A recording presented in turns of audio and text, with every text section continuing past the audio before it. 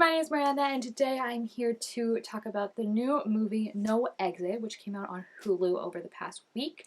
I first heard about this movie when I was actually looking at an article that was talking about all of the upcoming book to movie adaptations that were coming out this year, because I really wanted to be better about keeping up with those if I'm interested in them. I feel like when I was in high school, there were so many YA books getting turned into movies that it was every single year I was like, what are the adaptions? And I feel like now that a lot of those franchises have not done as good and people I think are kind of moving on to different things, I feel like I kind of dropped on the wayside a little bit about paying attention to book to movie adaptations.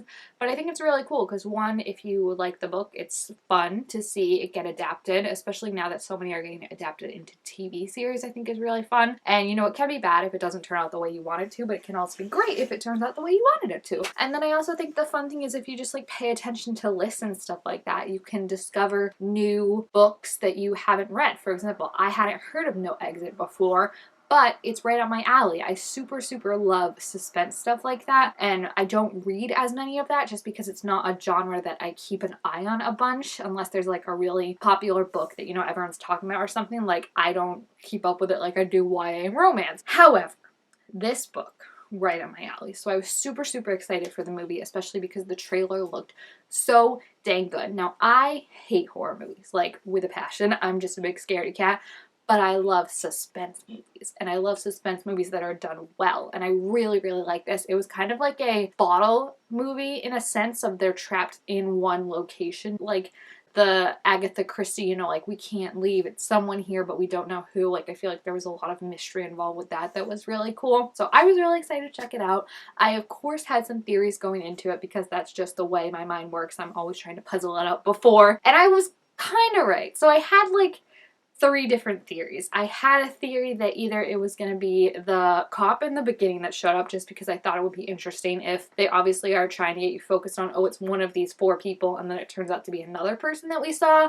And then I thought potentially it could be Lars because it's so obvious that it's Lars. The dude just read creepy, and I feel like I was like, all right, we got to write him up because that's who they want us to think it is. But at the same time, won't they know that we'll write him off because he's so stereotypically the one that we think he is? And then my third theory, which turned out to be the theory that was a bit correct-ish, kind of, was that I thought maybe more than one of they were all involved in it together, which turned out not to be necessarily true, but definitely more true than I think just one person being involved was, So we're gonna get into spoilers, obviously, for the movie, because I feel like you can't accurately review this tale without talking about what exactly happened. So I have not read the book yet. I just picked it up from the library today, actually, so I will be diving into that, but obviously, my first foray into all this was seeing the movie, and I don't know if they kept them the same, if it was the same kind of story or not. I'll be interested to see with that. But yeah, just know that there are spoilers, and we're gonna discuss it all.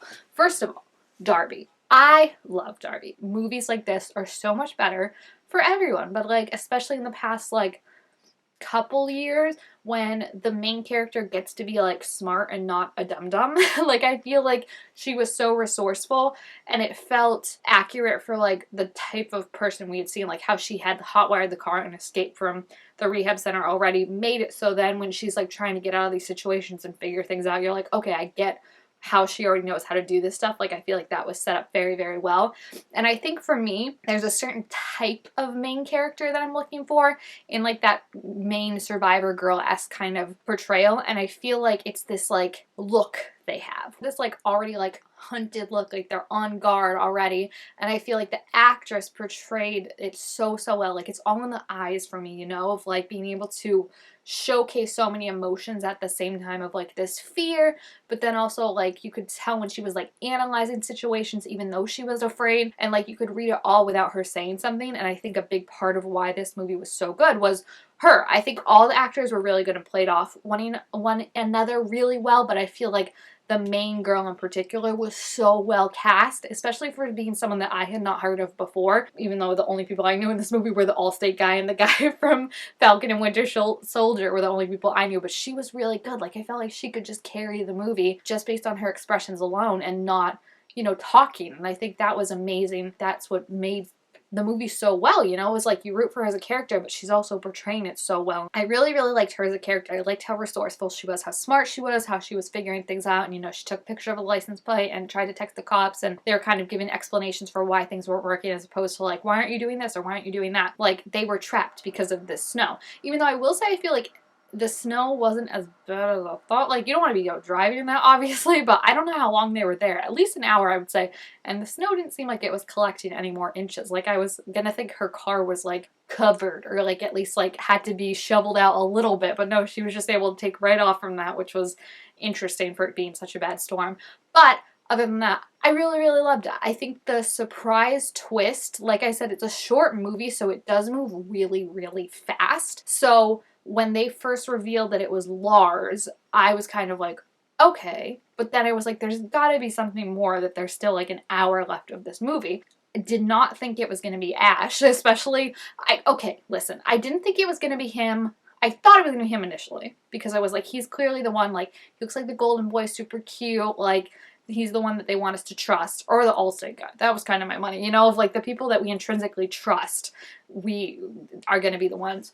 But then when she started talking to him about how Lars was the bad guy and how like they couldn't call 911 and stuff, like his reaction, I don't know if they told him to play it bad, but like his reaction was so not, like he was just like, oh man, like this is terrible. And I'm like, okay, like he's clearly in on it. And I didn't realize to the extent of what he was in on it, but that was a good twist for me. The better twist was finding out about the woman and how she was the maid slash nurse for that girl. I don't know. I thought that was more of an interesting twist, because you kind of thought like, okay, we're somewhat in the clear now. Like all the good guys are together, all the bad guys are outside, and like cards on the table, everyone knows kind of thing. And then for the girl to wake up and be like, oh my gosh, I know. I was like, oh my gosh, it was such a good twist. And then I was worried that like the Allstate guy was involved in it too, because I love him so much. Like you just trust him. And I do kind of wonder, like as I was watching this, I was like, I wonder if Allstate has in their contract like this man cannot play bad characters, because then like people would associate like if you put him on a show and he kills your favorite character,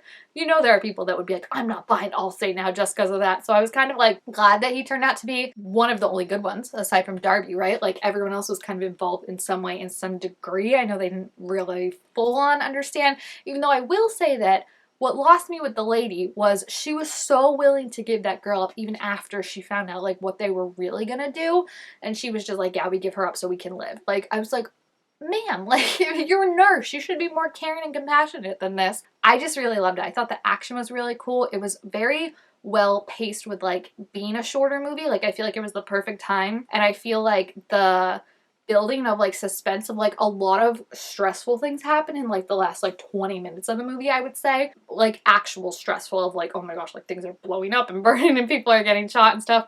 But I feel like before that it was also stressful and just like building the tension. Like I think one of the best scenes for me was when they were all playing the game after she had found out about the girl in the van, and she could see the van, and like they're just kind of talking and she's trying to dig and ask questions of like, where are you from, where are you going, and it's like it would cut back from like this game to like her eye on the van, and just like it put you in the moment of like, you know, like what do you do? You know, it's very, very tense. And I loved it. I loved too, like the explanation of like she could have more tools and stuff like that and stuff to fight back with, because one, she knew how to use that stuff we saw, but then also like there was construction going on in the building. And I loved at the end how Jay had wrote her a little card, like drawn her a picture of them as superheroes.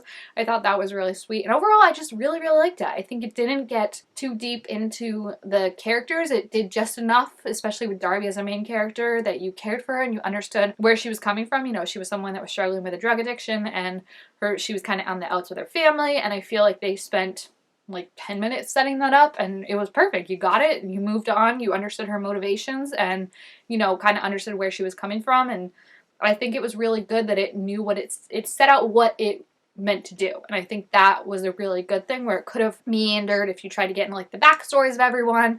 Like I don't care, you know, I care about Darby and I care about like surface of the other people, you know, like I didn't even know Ash and Lars's whole backstory and all that. Like I feel like the snippets we got were perfect, and it was really, you know, it paid off in the end to watch, to see her get the one up on these guys, and even how Jay got to help too and fight back and stuff like that. I feel like it was a really awesome movie. Like, I, for one, love these when the good guy wins. I cannot watch them when the bad guy wins. I'm like, I'm not involved in it at all. So to see her, like, fight back and be able to overpower these literal douche, like, Ash was a douchebag, let's be honest. I think they did such a good job. So yeah, I really, really liked it. I'm excited to read the book and see the differences in that and see if it's as good as the movie. It's always funny with things like this because you're like, does it translate as well on the page of things like suspense? Because you can't, like, the scenes that I loved are like the suspense of like her looking at the van and like trying to remain calm and stuff like that. How do you put that on a page? So it might be different, not necessarily saying it's bad, but it'll just be interesting to see the difference.